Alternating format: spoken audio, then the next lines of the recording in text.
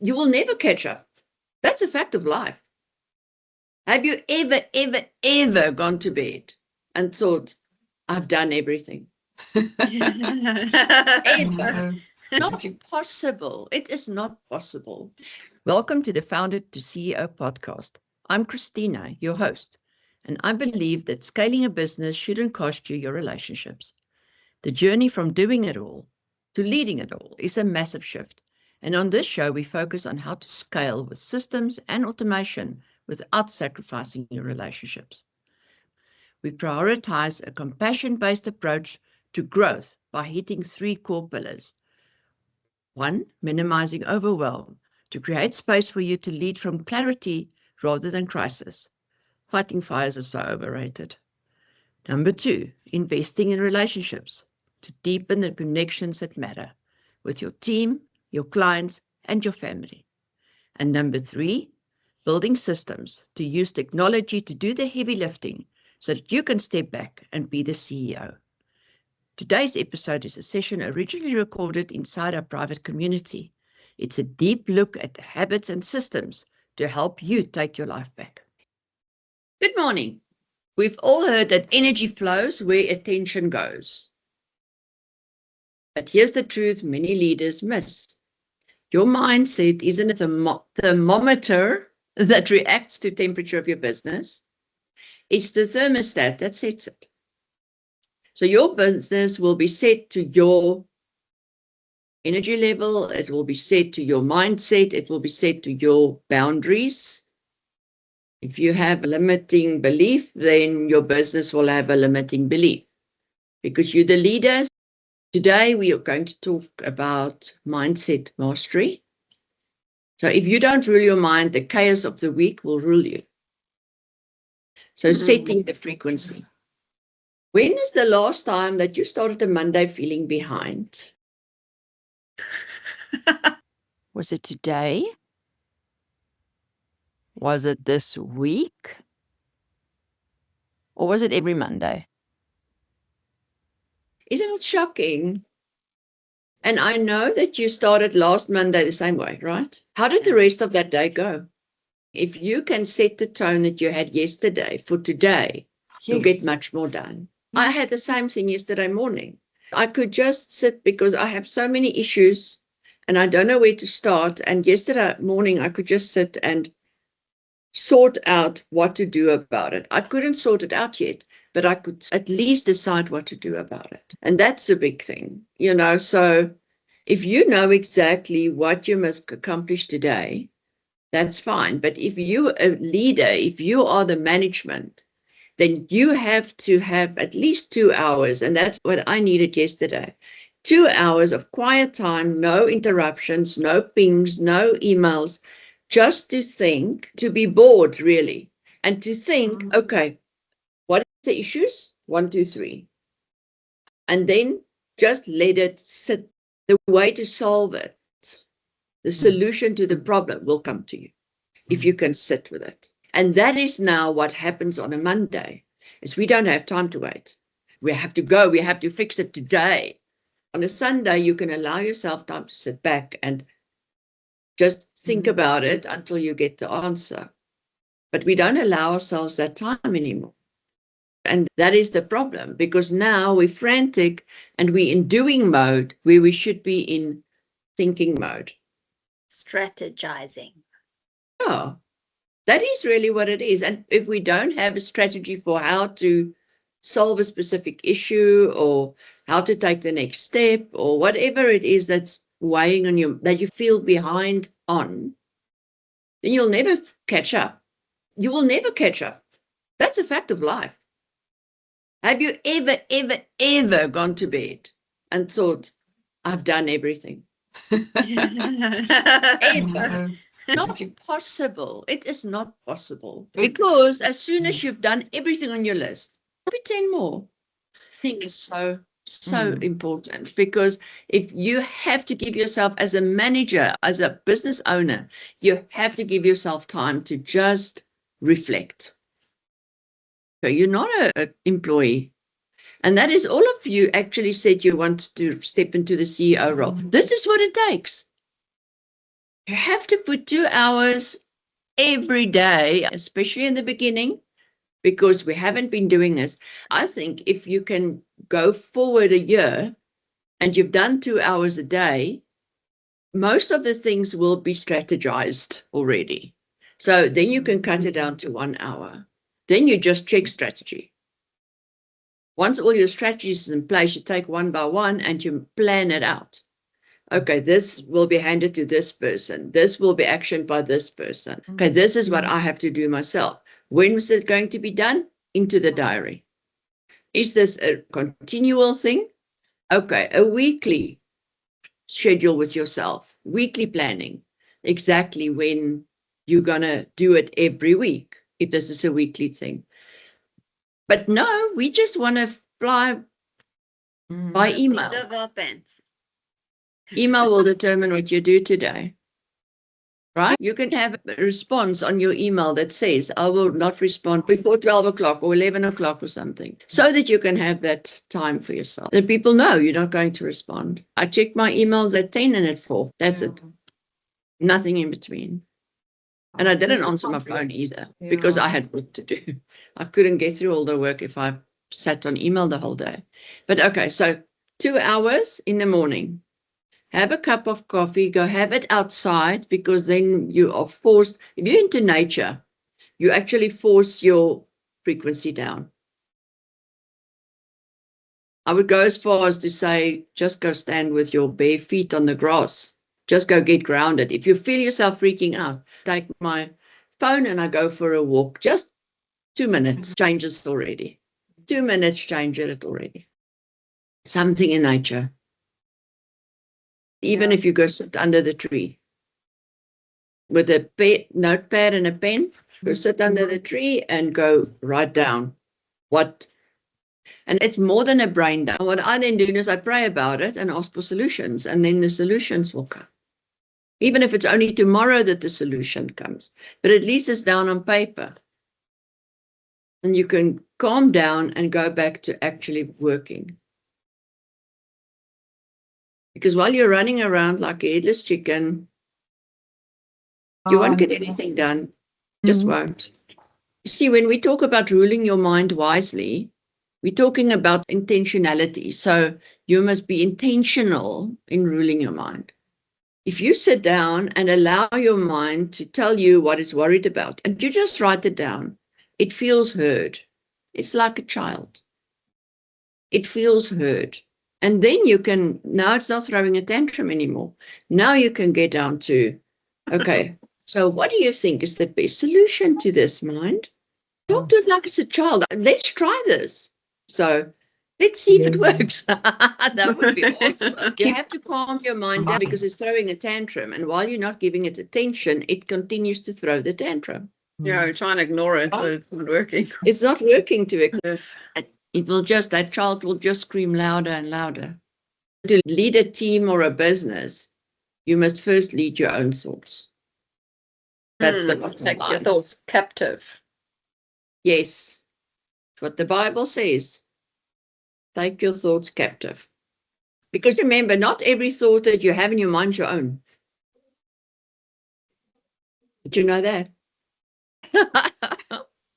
Sometimes God will speak into your mind, give you little hints of stuff to do, but sometimes the devil will also speak some things in your mind you shouldn't listen to, and it's your job to decide what is you, what's not you.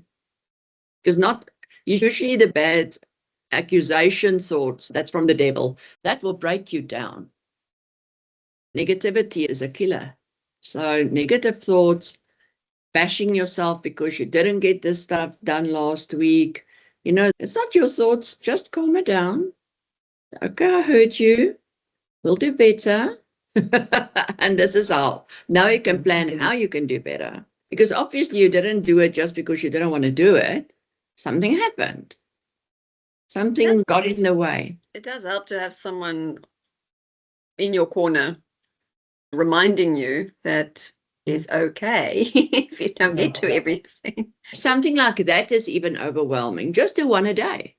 See, you were overwhelmed at the time. If you tried to push through and do it, then you would have made a mistake or two. Then it takes double the time. Your mindset is the filter through which every problem and opportunity passes. To lead a team or run a business, you must first lead your own thoughts. I want to ask you 3 hard questions. So don't answer with what you wished happened.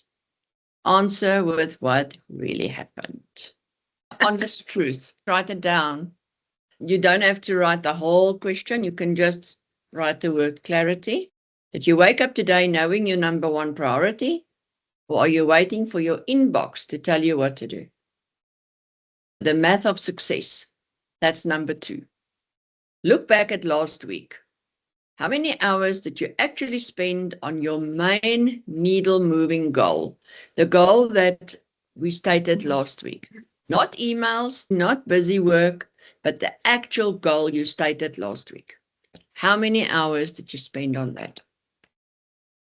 You have to move the needle yourself. Keep track of how many hours you spend on your main goal this week, okay? And then 3 is the leak. Are you allowing urgent distractions to hijack your important work? That's your energy leak, really. It's all the time fillers, that thing that makes you feel so busy. Why I started with the energy levels is to know if somebody is in trouble. I can know when someone is in trouble and I can call them after the meeting and just check in. So that was the main reason, because I know then you need attention. So that's why we have a community, so that we can know who's in trouble. And we all get in trouble throughout the year. Saw that last year as well. We all get in trouble at some point if we're just honest with our numbers. We're going to work on focus. We're going to do focus work, because I think that's the bottom line. To rule your mind wisely means being a gatekeeper. You have to violently protect your focus time. Violently protect. You know what that means? I think it's time we get tough, because we are not getting work done. And that's why we're here, is to actually get more done, not being more busy. I actually want you to work 4 days a week and get everything done.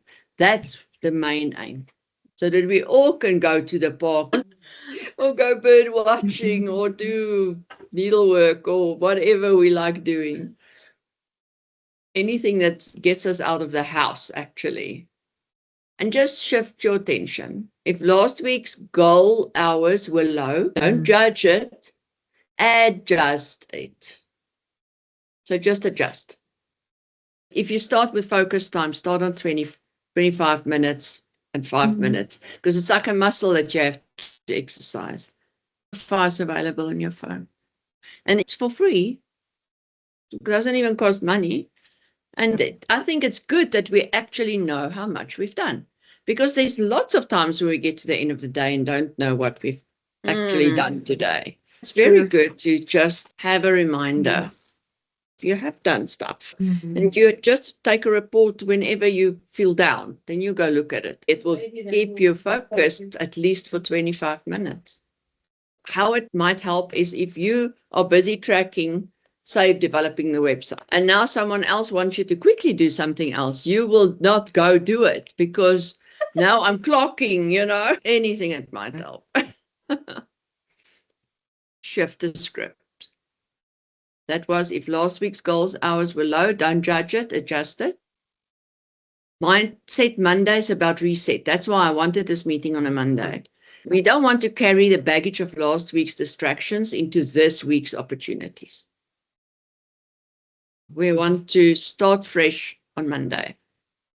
All right, so the challenge for the next 7 days, 4 days, 5 days, so many ever days you work, I want you to pick one power hour where your phone is off and your mind is ruled by your main goal only. Your main goal every day. Mine works better if it's early in the morning before other people start interfering with your day. Early as possible. Maybe when all the kids are out of the house and you can just sit down for an hour. Don't schedule meetings then. Last year, I actually scheduled meetings for that first hour.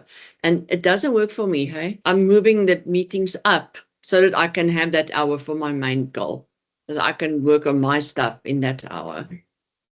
Then remember, your business will never grow larger than your mindset. You can set the tone today. You must rule your mind, or it will rule you, or your email will your mind rule your mind. Or okay, the questions. Did you wake up today knowing your number one priority, or you're waiting for your inbox to tell you what to do? You have to violently protect your energy too. If your energy is stolen every day, then you don't have energy to do nothing. So you must see what is stealing my energy, fix it, block it from other people, whatever it takes. Because it's usually people that's involved in stealing energy. You don't have to take it. You really don't. I've been through enough bad relationships to know this. Just no. Can I just say about putting out fires? When you're the CEO, that is part of your job. This is now what you do, is you identify what the issue is, then you must see how to fix it, and then you must see how you can stop it from happening again. That's the 3 steps. And implement, it's 4 steps. That's just the way it is. That's how we have to do this. And then your fires will become less and less, not even noticeable in the beginning, but then after a year, you'll see, oh, I only have 60% fires now instead of 100% where we started out the beginning of last year. When I was a contractor, we had a weekly worksheet that we had to fill in. And a lot of people just didn't want to do it. And then somebody told us, you know what? This is your most important job for you, your job. You can't get paid if you don't fill it in. And that just became my main priority. Else can wait. This will get done. And it's been like that ever since. Because I realized how important it is. Because your income depends on this. I'm not joking. Give me the proof of where you worked.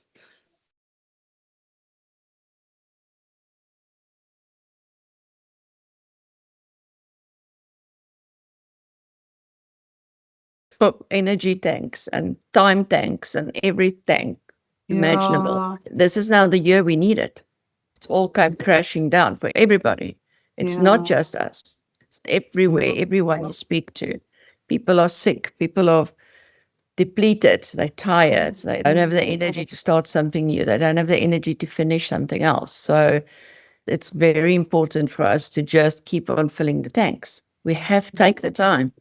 Take the time, even if it means splitting the company or closing down a company if you really have to. You know, it's really your own well-being and your family's well-being. It's just worth it. It's worth looking at. We can't just keep on trying and trying and trying and not take time. I'm going down to a 4-day work week because I just need to. I need to. I have requirements here with my mom now. So that takes time. I have to do. Even if I have to take somebody to doctor now, 2 hours gone, I know I've got Friday to catch it up. So I don't have guilt all the time because otherwise you never get rest. Never get any rest whatsoever. I can still feel it now. And then also you don't have time to spend with any of your family, you know. But maybe sit down and see which of those commitments are just habit and which of those commitments are really a necessity. I want to make that your homework, is to go see what you can add to your life that will make life worth living. Doesn't have to cost money. Maybe just take 2 hours back in your week or something special. Yes, I have to do that.